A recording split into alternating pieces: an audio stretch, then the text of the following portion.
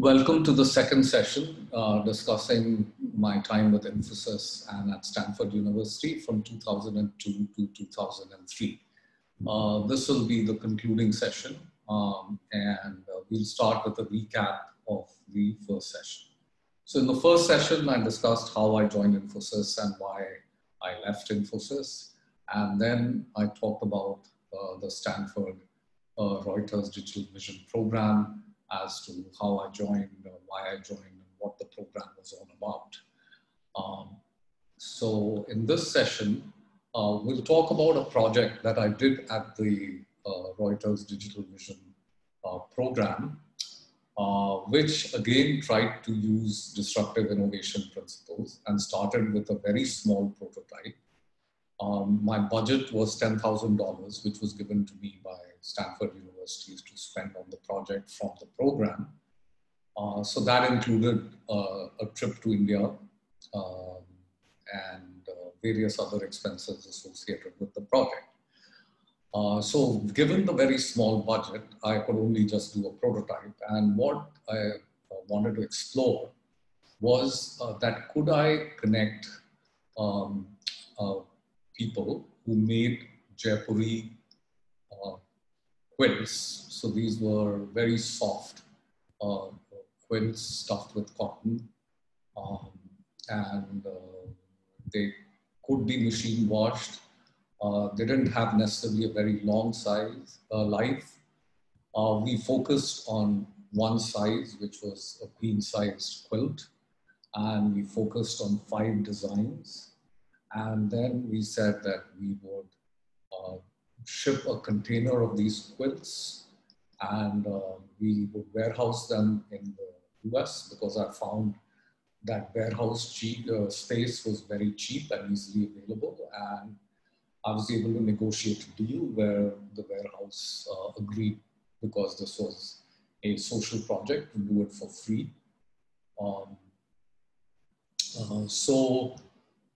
Now, a friend of mine was an exporter in India. So he had the supply chain sort of figured out. I didn't know anything about how these Jaipuri quilts were made. And it was very interesting to discover that this was not a process where one individual sat and made a quilt.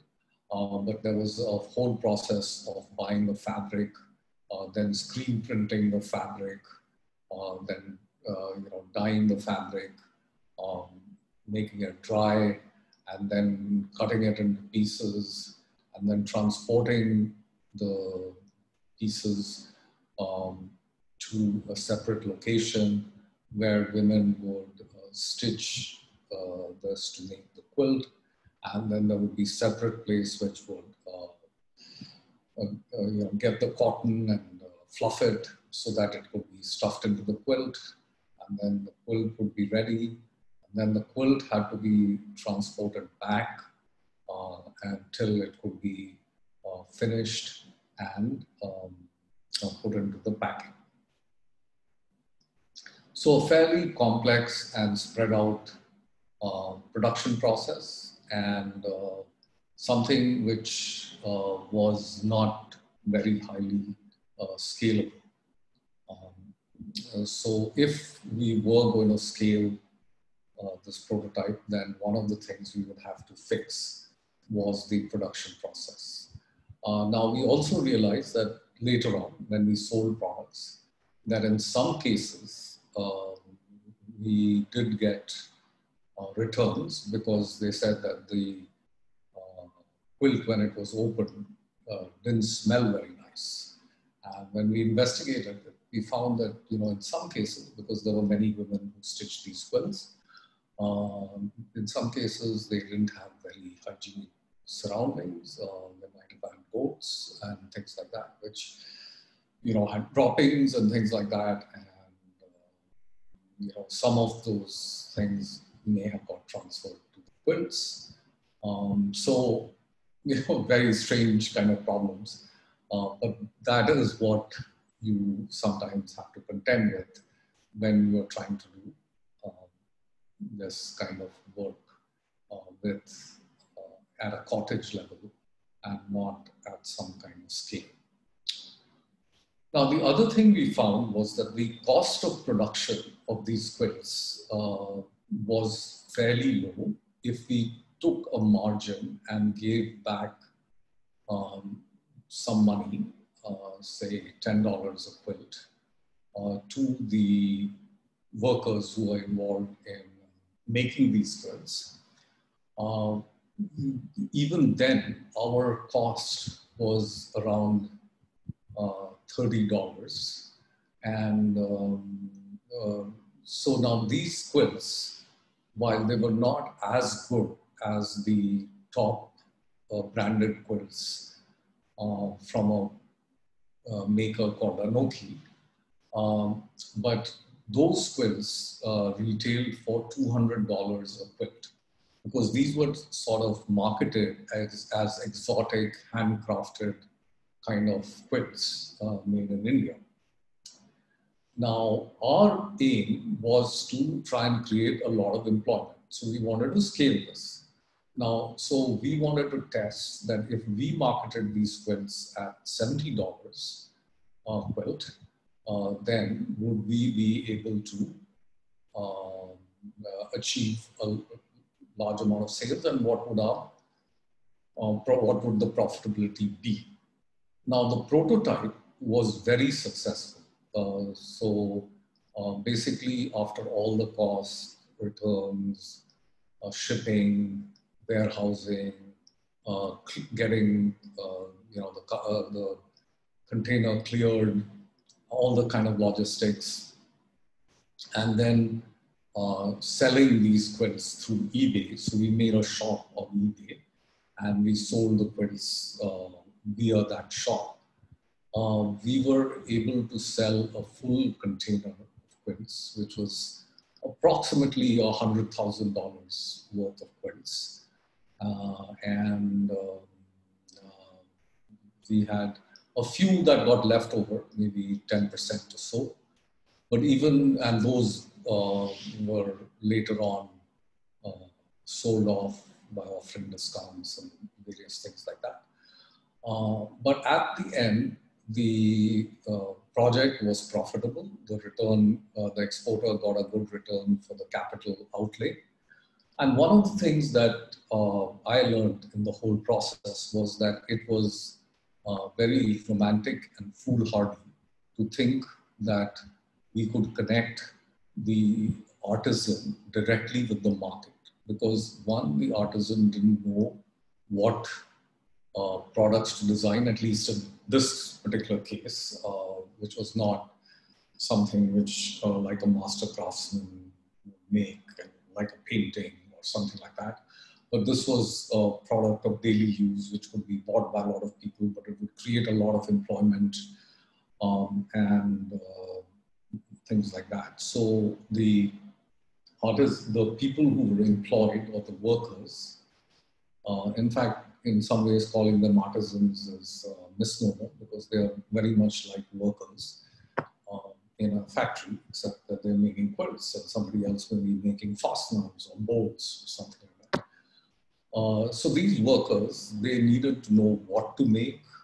So you needed designers, you needed to be able to fit the market, you needed to make the marketing copy, you needed to be able to put them on eBay. You needed to arrange for warehousing, you needed a container, you needed packaging material, and all this kind of stuff. So having a middleman, like an exporter, who would make a certain amount of money was very necessary. So if you look at the cost of production, maybe it was around $20 or so, while this was retailing for $70. And in the case of Anoki, it was retailing for $200. So there is still a fair amount of waste in the retail chain, which can be eliminated through things like e-commerce. A lot of the buying is done through e-commerce, and there's a lot of traffic and a lot of interest in improving lives for people. And if there was a way of making sure that some of the money went back to the workers. So later on, there have been various models like Tom's Shoes and all, which have also tried to exploit this kind of trend and where they have scaled. This was a very interesting project, and as we will see, when I went back to India, I did work with the exporter to try and see if we could scale that. And it didn't scale beyond like $1 million for a variety of reasons, which we'll get into. But it was a very, very interesting project, and I enjoyed it. Now, at the university, I had a great year, like one of the best years ever. And for a variety of reasons, which I explained in the previous session. I also got to understand a lot about the not-for-profit space because I had come from the corporate space, and I had this general view that the not-for-profit space will not be that competitive, that people were really good at heart and all that kind of stuff. But as I delved deeper into the not-for-profit space, I soon realized that actually the not-for-profit space was probably more cutthroat than the corporate space.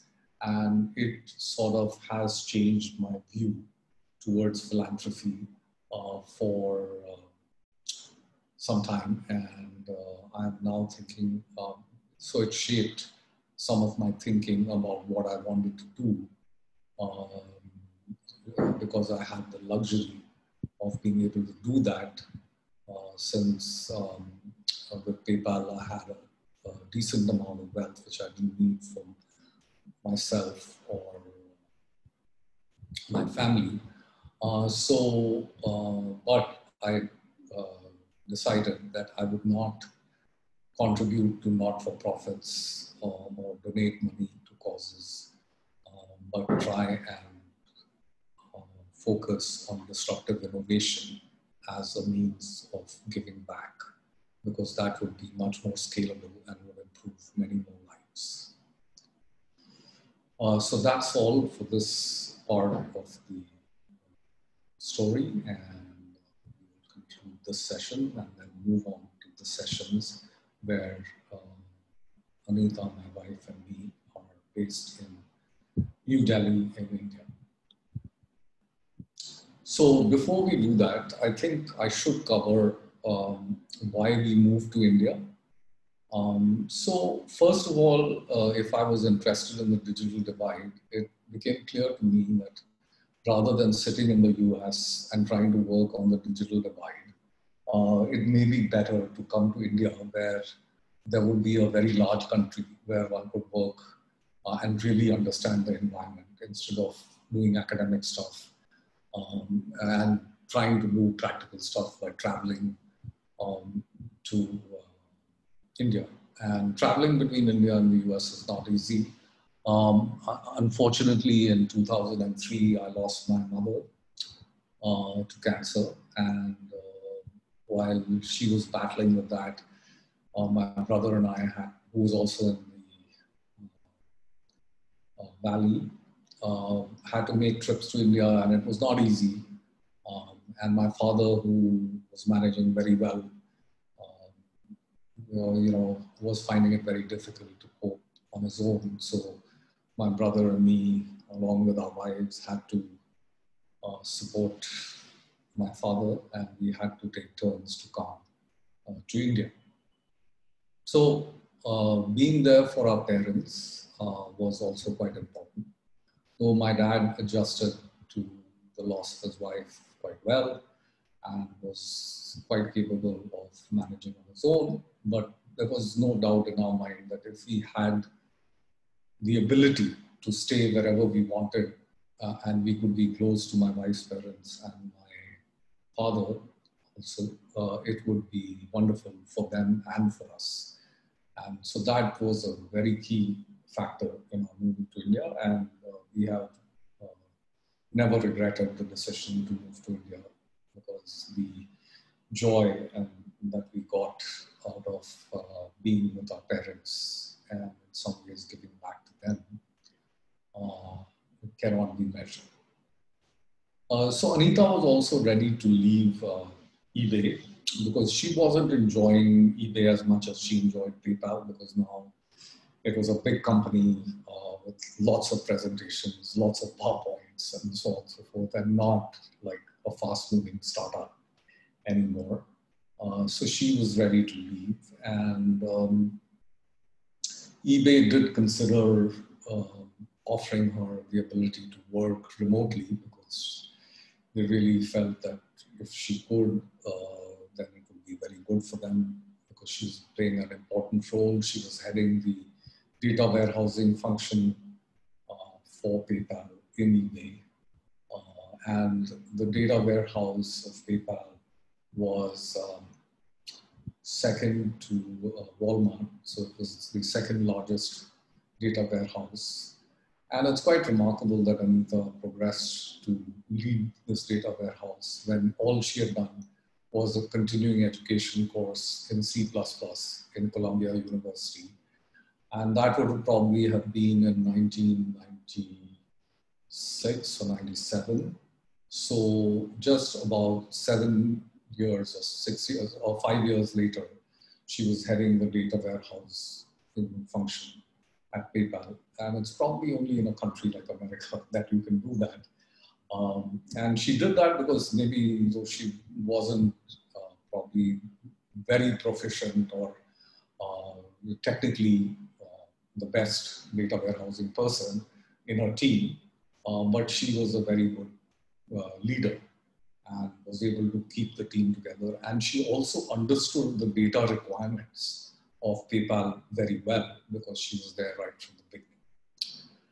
So later, when we moved to India, she decided that this working on eBay was very hard. And for eBay also it was hard because there were some tax issues about whether Anita was employed there in India, whether it would be like setting up a permanent establishment and may cause some tax issues for eBay. So she decided to not go work for eBay anymore. Also, our son was had moved to the University of Chicago, so he was pretty much on his own, and he was doing an undergraduate with a major in economics at the University of Chicago. So he had joined in 2003, September. So, you know, he was pretty much on his own, and you know, so we wouldn't have to worry about his schooling or college or something when we moved to India. So with all these factors, because people ask us a lot saying that if you were a US citizen, why did you move to India? Because a lot of people want to move from India to the US, but why is it that you wanted to move to India? So there were a number of factors, including that we had gone to a Pravasi Bharti conference, and they were saying how they wanted some of the Indian diaspora to come back and help in growing India. And you know, at that point in time, from 2001 to 2003, BJP government had taken over the Atal Bihari Vajpayee government, and they were doing all this propaganda around how India is shining and that it's going to grow very rapidly. So that was fairly exciting for me. So we decided to move to India. And of course, the BJP lost in 2004, but that's another story which we will cover in the next session. So this story ends. Thank you very much for listening to me. And we will move on to the India series in the next sessions. Thank you.